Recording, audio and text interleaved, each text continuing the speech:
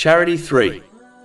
In a narration found in Sahih Bukhari, number 6444, the Holy Prophet Muhammad, peace and blessings be upon him, warned that the rich in this world will be poor in the hereafter unless they spend their blessings correctly, but these people are a few in number.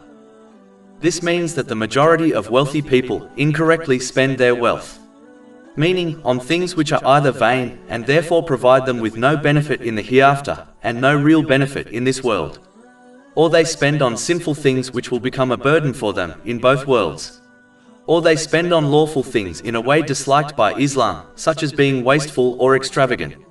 Because of these reasons, the rich will become poor on Judgment Day, as they did not use their blessings, such as their wealth, in ways pleasing to Allah, the Exalted.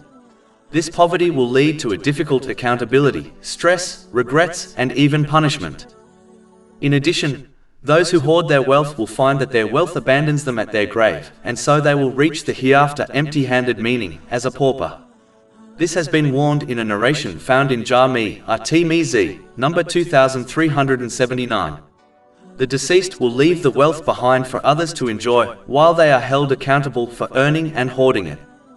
Finally, as the wealthy are distracted by gaining, hoarding, safeguarding, and increasing their wealth, it distracts them from performing righteous deeds, which is the thing that will make someone rich on Judgment Day.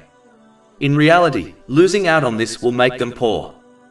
It is important to note, spending wealth correctly is not only donating charity, but includes one's spending on their necessities and the necessities of their dependents without being wasteful or extravagant. The truly rich person is the one who uses their blessings, such as their wealth, correctly as prescribed by Islam. This person will be rich in this world and in the next. Chapter 16 An-Nahl, verse 97.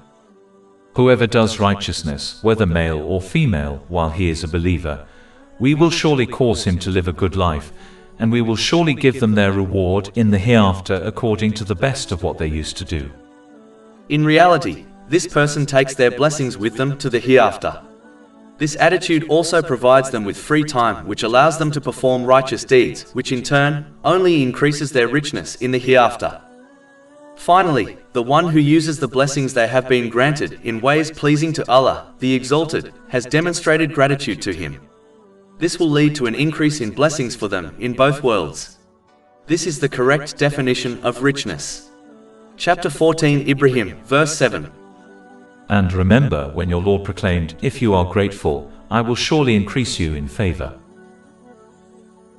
Over 400 free ebooks, audiobooks, infographics, podcasts, and blogs available on our website, www.shaykhpod.com.